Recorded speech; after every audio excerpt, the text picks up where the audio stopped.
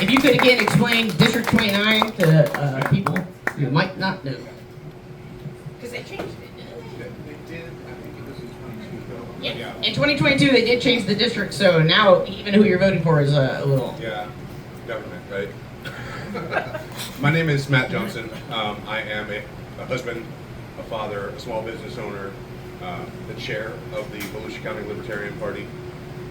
I currently sit on the Volusia County Code Enforcement Board, and I can 100% tell you that government is the problem in all of our lives, whether it's Republicans or Democrats.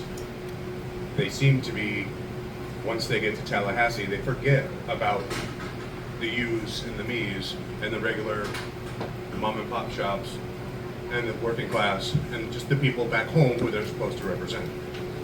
So, like she said, I am running for District 29, which covers part of DeLand, all of Deltona, part of Orange City, and Lake Helen. So if you are in any of those areas, that would be your candidate. The incumbent is currently Webster Barnaby, a Republican, but I'm not here to talk about the incumbent or any of my opposing candidates. I'm here to talk to you about libertarianism. We have a presidential candidate running who is a member of the LGBT community, and I'm going to steal a phrase from him. What we believe in is your life is your life. Your body is your body, and your property is your property. And as long as you are not trying to violate the rights of someone else or hurt someone else, the government shouldn't have their noses or their fingers or their business in it. That goes for who you love. That goes for pride parades. That goes for immigration. You know, there's a huge heated topic on immigration, and while people who were representatives in Florida don't really control that, that's more of a federal issue. Libertarians typically believe in imaginary borders don't need to be protected by guns.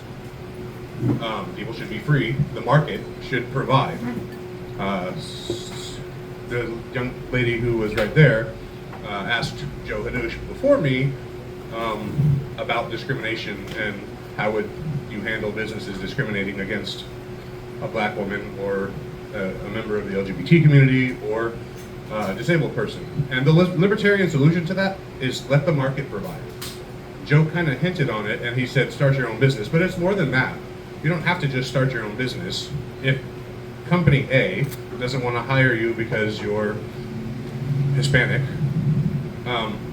company B will gladly hire you. Take your business away from company A, and the market will deal them the punishment that the government shouldn't be dealing with them. They'll go out of business, they'll go broke, and then they'll learn the consequences of being discriminatory. That should be the libertarian solution to the discrimination. Currently, like he said, there are discrimination laws on the books. The problem is they're not being enforced. And that's on local leadership, local officials, not the White House. The White House is not going to be the one controlling what happens in your lives on a day-to-day basis. It's going to be your city councils, your county councils, and your state reps. They're the ones that are going to most affect your lives.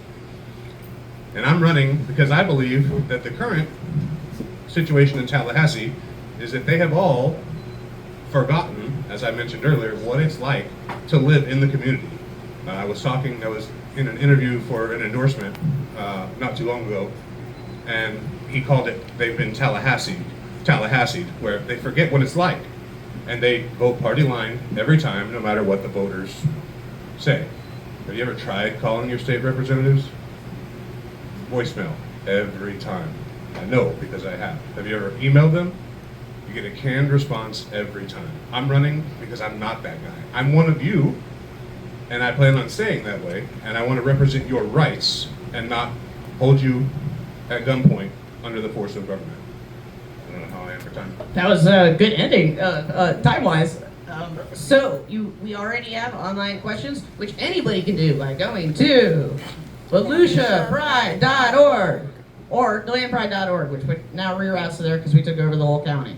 Okay, so the question is, your campaign website mentions parental choice in education. Where do you stand regarding the rights of parents versus the rights of their children? Where's the line? For example, should parents be able to restrict their children from learning about Black history and LGBTQ plus topics in their school libraries?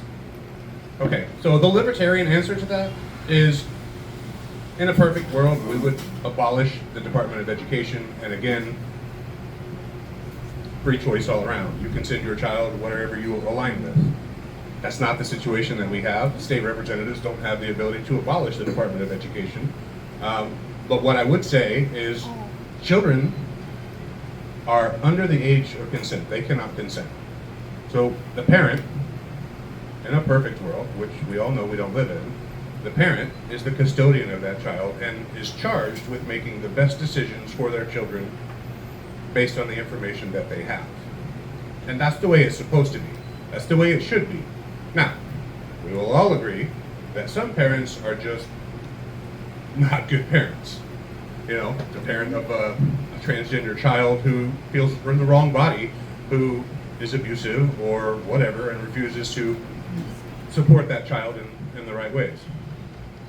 In which case, that is wrong. And could in some situations be considered child abuse, depending on how far they take it. As far as parents' choice in education, I think, yes, parents should have the right to send their child where they choose to educate them. I think if we have a problem with the curriculum we're specifically talking about, again, the problem lies with the public education system. I think that needs to be overhauled from the top down. Republicans need to get their ideological nonsense out of the Department of Education. It just needs to be about reading, writing, math, science, and keep the other stuff out of the schools if we're going to have a public school system. The 3 R's, reading, writing, arithmetic. Any questions? Audience questions? There we go.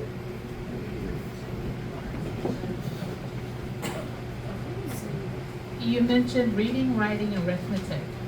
Are you then saying that history plays no role in the Nope, education? that should be included, absolutely. White history, black history, Nazi history, the good parts, the bad parts, yes, because how else are we as a society going to learn from our mistakes if we're not taught them? Who gets to decide what history study? I'm sorry, repeat that, I didn't hear the last part. Who gets to decide what? Who gets to decide the narrative and the perspective that the history is taught from it? The parent.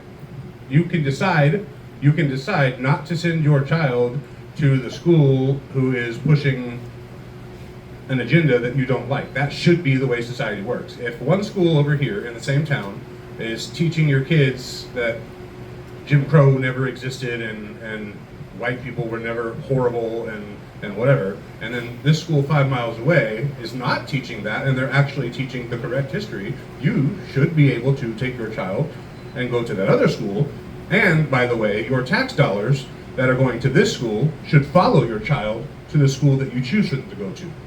Last question. So if you're elected and you do go to Tallahassee and everything in your world just happens the way you want it, what would you do to make sure that that policy is actually enacted?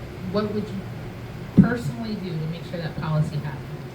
I would personally put forth the bill and whip the votes to make it pass.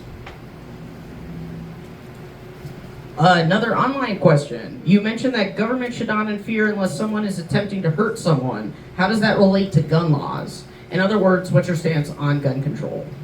My guns are in a gun safe and they're not going to shoot you. I promise you. Now, if there is a credible threat, let's talk about Saturday. Let's use that as an example. There was an attempted assassination of the former president. The CIA, the Secret Service and the police had been told that he was there with a gun, and they waited for 30 minutes, as of the latest reports, before doing anything, and they let him take the shots. Now, as a libertarian, he was a threat the moment he climbed up there and got anywhere within range with a weapon, and they should have responded.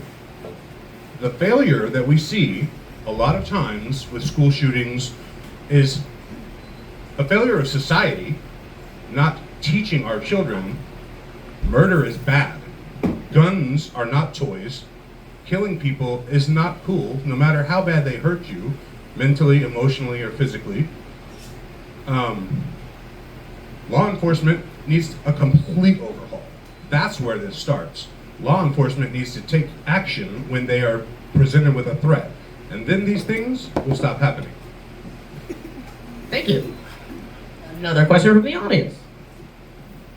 I'd like to follow up on the question regarding letting parents send their kids to wherever they want to. Due to the curriculum, I do believe that ends up being segregation, doesn't it? It's called voluntary association is what I would call it. It's not segregation unless... Well, I mean, it's voluntary segregation. Right, and as a libertarian, I believe you have the right to associate with whoever you want.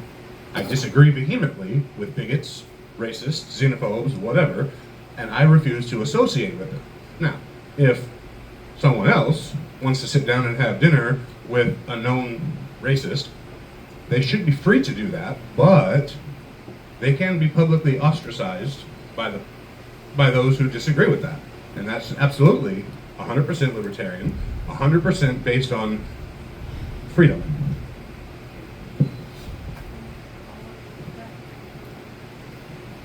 Just to follow up on the education question, I don't entirely disagree with you on the whole being able to send your child to the school that best aligns with your beliefs, your principles, your values.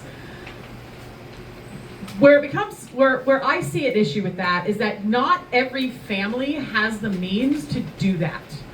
You know, we have assigned schools because of proximity, and a family that has, you know, both parents are working, maybe one of those parents is also working 2 jobs to be able to afford to support their family, doesn't have the luxury of being able to drive their child 5, 10, 15 miles away to a school that they would prefer that child go to. So how do you honor your beliefs about how the education system should be structured and mediate those disadvantages to people who have less means to be able to take advantage of that? I think that makes sense. Excellent question, and it's one that makes sense given our current situation. Currently, I live in DeLand currently. My son's assigned school is George Marks Elementary. My tax dollars as a homeowner here in DeLand go to George Marks. If I choose to send my son to Discovery Academy north of town, whether or not I can drive him there or not, the tax dollars are still going to stay with George Marks. The solution is to pass the money follows the child.